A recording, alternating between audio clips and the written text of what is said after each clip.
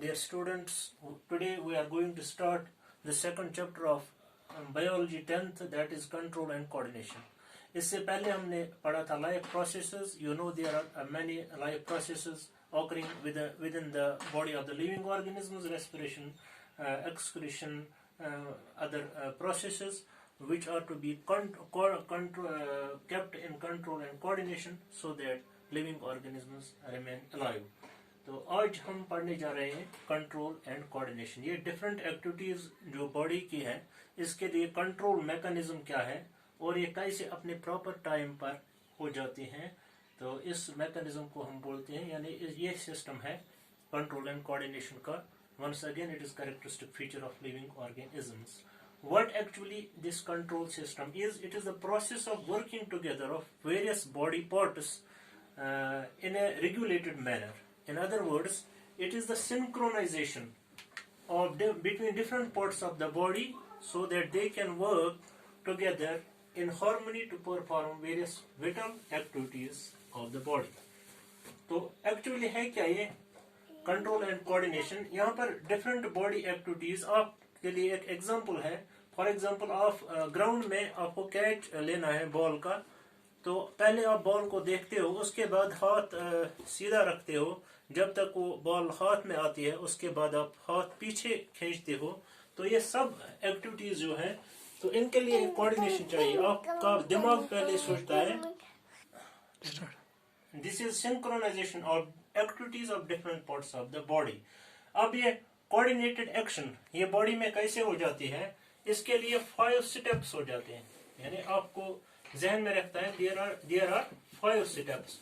1 पहले होती है रेस्पॉन्स, स्टिमुलस. इनको हम अलग से देखेंगे स्टिमुलस क्या है. उसके बाद है दूसरा रिसेप्टर, और तीसरा है कोऑर्डिनेटर. चौथा इफेक्टर, और उसके बाद है पांचवा रेस्पॉन्स. यानी एक्शन रिएक्शन मैकेनिज्म है. इसमें पहले क्या होता है stimulus. Stimulus is any environmental signal. Environment से कोई भी सिग्नल आती है हमारी बॉडी की तरफ, उसको हम बोलते हैं स्टिमुलस. उसी के अगेंस्ट हम रेस्पॉन्स देते हैं. ये प्रोसेस 5 स्टेप्स में हो जाती है. एक है अब स्टिमुलस, ये क्या है एनवायरमेंटल सिग्नल, और रिसेप्टर इसको एक्सेप्ट करता है. इस सिग्नल को हमारी बॉडी में जो पार्ट भी एक्सेप्ट करे उसको हम रिसेप्टर बोलते हैं, और जिस टाइप की स्टिमुलस हो उसी टाइप का रिसेप्टर होता है. उसके बाद है कोऑर्डिनेशन. यही मैसेज या सिग्नल जो रिसेप्टर देता है कोऑर्डिनेटर को, कोऑर्डिनेटर क्या काम करता है इसको कोऑर्डिनेट करके, और ये एक किस्म का ऑर्डर निकलता है इफेक्टर पर काम करने के लिए, और इफेक्टर क्या देता है लास्ट पे रिस्पॉन्स. तो इस तरह हो जाता है कंप्लीट. ये इसमें बहुत सारे ऑर्गन्स इन्वॉल्व, एक ही एक्शन में बॉडी के बहुत सारे पार्ट्स इन्वॉल्व होते हैं, और इनको अपने प्रॉपर टाइम पे काम करना होता है. फॉर एग्जाम्पल जो मैंने बॉल की मिसाल दी, फॉर एग्जाम्पल मैंने बॉल देखी, बॉल गिरने के बाद मैंने हाथ ऐसे किया, that means it is not properly coordinated. अपने वक्त पे काम होना चाहिए, उसको हम इस सारे मैकेनिज्म को control and coordination. It is very fast, ये बहुत फास्ट होता है, और इसको ऐसी एक्शंस को बॉडी में कंट्रोल करना it is very complex process. और उसके लिए क्या है जो मैंने बताया आपको, control and coordination mechanism body का one of the characteristic features of living organisms. और ये कंट्रोल एंड कोऑर्डिनेशन है 2 टाइप्स का. एक नर्वस कोऑर्डिनेशन और दूसरा है केमिकल कोऑर्डिनेशन. जो नर्वस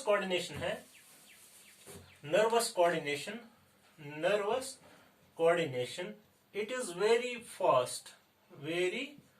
फास्ट इलेक्ट्रिकल. क्या है ये, यानी मैसेज का नेचर क्या है, electrical message, very fast electrical. और दूसरा जो है chemical coordination is carried with the help of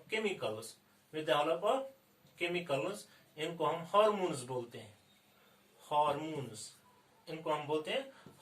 और ये process it is very slow, ये बहुत स्लो होता है. जैसे हमारा ग्रोथ है, आहिस्ता आहिस्ता जो हमारा बॉडी ग्रोथ है उसमें मोस्टली केमिकल्स रोल प्ले करते हैं।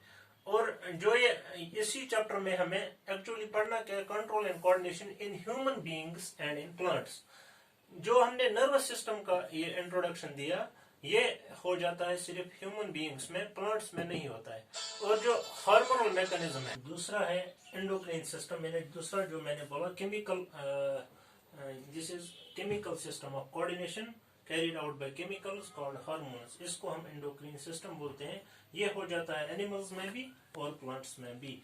नर्वस सिस्टम की इंट्रोडक्शन जो है, नर्वस सिस्टम इसमें आता है, नर्वस सिस्टम में सेंट्रल, हमारी बॉडी में सेंट्रल नर्वस सिस्टम और आता है peripheral nervous system. Central nervous system हम क्यों बोलते हैं, ये बॉडी के बिल्कुल सेंटर में आता है। जैसे हमारी बॉडी है ऐसे बिल्कुल सेंटर में, और ब्रेन देखिए बिल्कुल बॉडी के सेंटर में, इसी के सीध में आता है वर्टिब्रल कॉलम, उसके अंदर है स्पाइनल कॉर्ड। हम अक्सर लोग इसको बोलते हैं वर्टिब्रल कॉलम को ही स्पाइनल कॉर्ड, मगर एक्चुअली उसके अंदर जो सफेद वाली वो रॉड होती है उसी को हम बोलते हैं स्पाइनल कॉर्ड। ब्रेन और स्पाइनल कॉर्ड बॉडी के बिल्कुल सेंटर में होते हैं, बॉडी के बिल्कुल सेंटर में होते हैं, इसीलिए इसको बोलते हैं सेंट्रल नर्वस सिस्टम। और इसमें आता है ब्रेन और क्या है, स्पाइनल कॉर्ड। और दूसरा peripheral nervous system means sides, body के साइड्स में जो भी न्यूरॉन्स नर्व्स आते हैं तो उसको बोलते हैं पेरिफेरल नर्वस सिस्टम। उसमें दो टाइप्स आते हैं, सिंपैथेटिक और parasympathetic nervous system. Parasympathetic nervous system, brain से जो नर्व्स निकलती हैं उनको बोलते हैं हम क्रेनियल नर्व्स। क्या बोलते हैं, क्रेनियल नर्व्स। ये क्या काम है, बॉडी में जो वॉलंटरी एक्शंस होती हैं इनके थ्रू वो कंट्रोल हो जाती हैं। स्पाइनल नर्व्स, स्पाइनल कॉर्ड के साथ जो नर्व्स अटैच होती हैं उनको बोलते हैं स्पाइनल नर्व्स। ब्रेन से जो निकलती है उसको क्या बोलते हैं, क्रेनियल नर्व्स। पेरिफेरल, ये सिंपैथेटिक नर्वस सिस्टम जो है पेरिफेरल नर्व्स का, जो बॉडी के साइड्स में नर्व्स होते हैं उसमें दो टाइप्स हैं। सिंपैथेटिक, ये बॉडी को एक्टिवेट करने, फॉर एग्जांपल एक्साइटिंग स्टेट में बॉडी को ले जाना होता है, कोई एक्सेलरेट कोई काम या एनर्जेटिक सिस्टम करना होता है, उस एक्सेलरेशन के लिए सिंपैथेटिक नर्वस सिस्टम। और कूल एंड काम टाइप रेस्पॉन्सेज, जिस तरह हम कूल डाउन हो जाते हैं, पहले एंगर उसके बाद कूल डाउन, वो टाइप ऑफ रेस्पॉन्स वो हो जाते हैं पैरासिम्पैथेटिक नर्वस सिस्टम से। इंशाल्लाह कल से हम पढ़ेंगे अलग अलग करके सेंट्रल नर्वस सिस्टम का पार्ट।